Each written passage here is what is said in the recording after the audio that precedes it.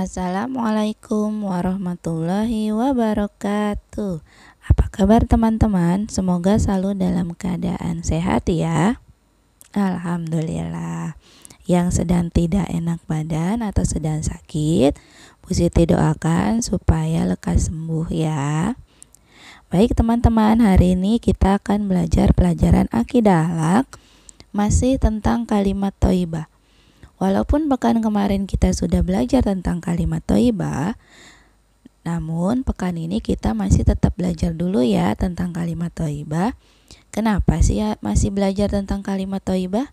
Iya, tujuannya agar kita mengerti, agar kita lebih paham tentang apa sih arti dari kalimat thayyibah dan kapan kita mengucapkan kalimat thayyibah.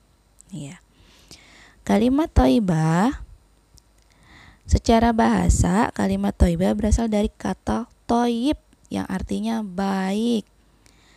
Kalau secara istilah, kalimat thayyibah adalah segala ucapan yang mengandung kalimat kebaikan dan kebenaran yang bermanfaat bagi diri sendiri dan orang lain. Allah menggambarkan kalimat thayyibah itu seperti pohon yang baik yang terdapat dalam Quran surat Ibrahim ayat 25 sampai 26. Allah sangat senang kepada orang-orang yang perkataannya baik. Karenanya Allah Subhanahu wa taala menganjurkan kepada umatnya untuk senantiasa berkata yang baik. Sebab dengan membiasakan berkata yang baik, kita akan mendapatkan amal dan pahala dari Allah Subhanahu wa taala.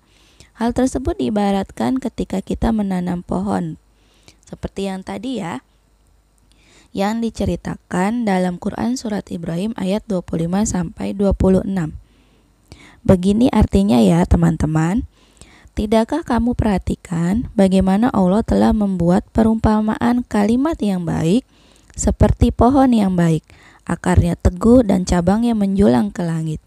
Pohon itu memberikan buah pada setiap muslim dengan seizin Tuhannya.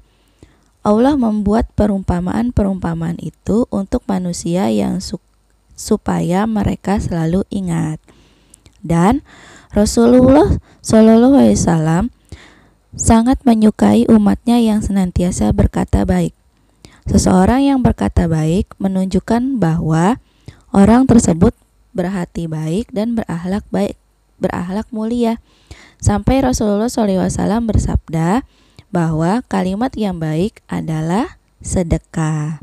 Nah, adapun kalimat thayyibah untuk kita hari ini kita pelajari adalah masih tentang kalimat thayyibah subhanallah dan masya Allah ya.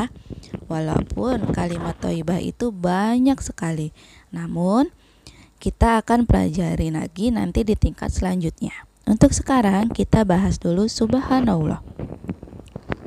Ya. Subhanallah, kalimat subhanallah disebut juga kalimat tasbih. Kalimat subhanallah artinya maha suci Allah. Penggunaan kalimat subhanallah. Ya, yang pertama adalah ketika melihat sesuatu yang menakjubkan atas kebesaran Allah Subhanahu wa taala. Contohnya adalah ketika kita melihat pelangi yang sangat indah, kemudian ketika kita melihat gunung yang tinggi dan besar, ketika melihat lautan yang luas, maka ucapkanlah subhanallah. Yang kedua adalah melihat atau mendengar mukjizat atau kejadian luar biasa dari Allah Subhanahu wa taala. Ini biasanya yang diterima oleh para nabi. Contohnya ketika Nabi Muhammad melakukan perjalanan 1 malam, yaitu ketika Isra dan Mi'raj. Maka kita ucapkan subhanallah.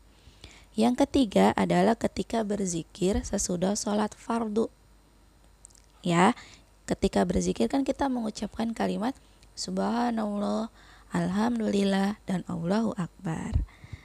Selanjutnya adalah ketika kita keheranan terhadap sikap, misalnya terlalu bodoh, terlalu kaku, terlalu aneh, dan yang lainnya. Pokoknya kita merasa heran deh.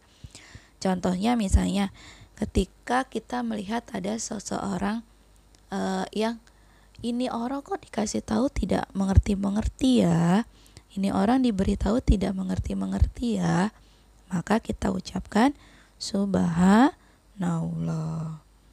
Setelah kita mengetahui artinya dari kalimat subhanallah, maka sebagai makhluk yang diciptakan Allah yang paling sempurna, sudah selayaknya kita untuk senantiasa bertasbih kepada Allah.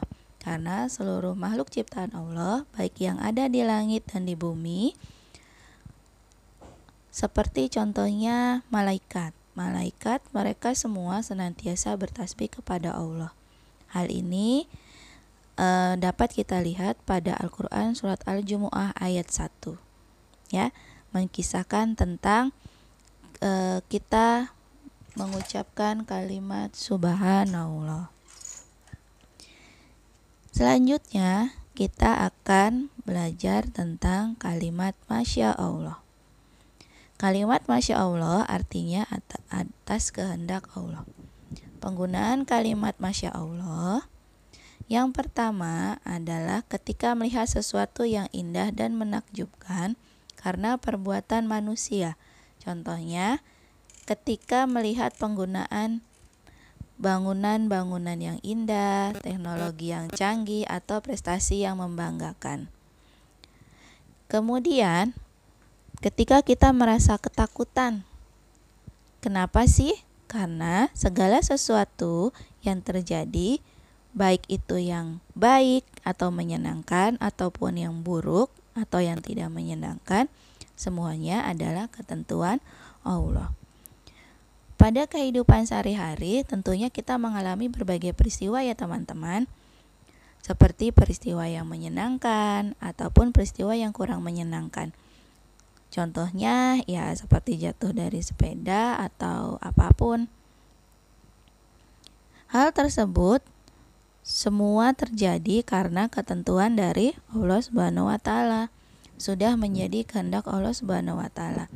Sebagai contoh, ketika kita melihat bencana gunung meletus, maka kita mengucapkan Masya Allah, yang memiliki arti adalah atas kehendak Allah. Adapun makna dari kalimat Masya Allah adalah segala sesuatu yang terjadi di dunia ini adalah atas kehendak Allah. Jadi tidak ada segala sesuatu yang terjadi di dunia ini terjadi tanpa kehendak dan izin Allah. Karenanya itu kita harus senantiasa ikhlas menerima dan bersyukur atas Allah. Karena Allah akan memberikan hidayah untuk kita dan kita tidak melakukan perbuatan yang dilarang. Ini adalah 2 kalimat thayyibah yang kita pelajari hari ini. Ya. Kemudian tambahannya kalimat Masya Allah ini terdapat dalam surat Al-Kahfi ayat 39 ya. Oke, kemudian setelah kita bahas tadi tentang kalimat subhanallah dan Masya Allah, sekarang kira-kira teman-teman ada yang tahukah perbedaan antara kalimat subhanallah dan Masya Allah? Iya. Kalimat Masya Allah itu artinya adalah terjadi atas kehendak Allah. Dan ini diucapkan ketika kita melihat yang indah atau kagum karena adanya campur tangan manusia di dalamnya. Contohnya tadi, ketika kita melihat gedung yang tinggi. Gedung yang tinggi itu kan memang terjadi atas kehendak Allah. Tapi itu pun terjadi karena adanya campur tangan manusia yang membuat, ya.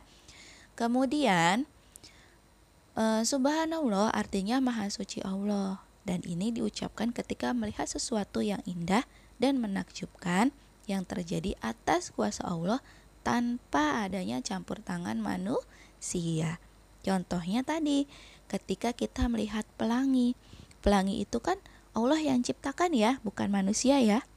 Iya, jadi itu ya teman-teman perbedaannya. Mudah-mudahan ini dapat dipahami ya teman-teman.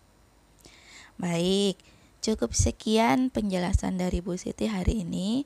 Semoga teman-teman semua memahami apa itu kalimat thayyibah, apa saja contoh-contohnya, atau kapan saja penggunaannya, dan apa perbedaannya.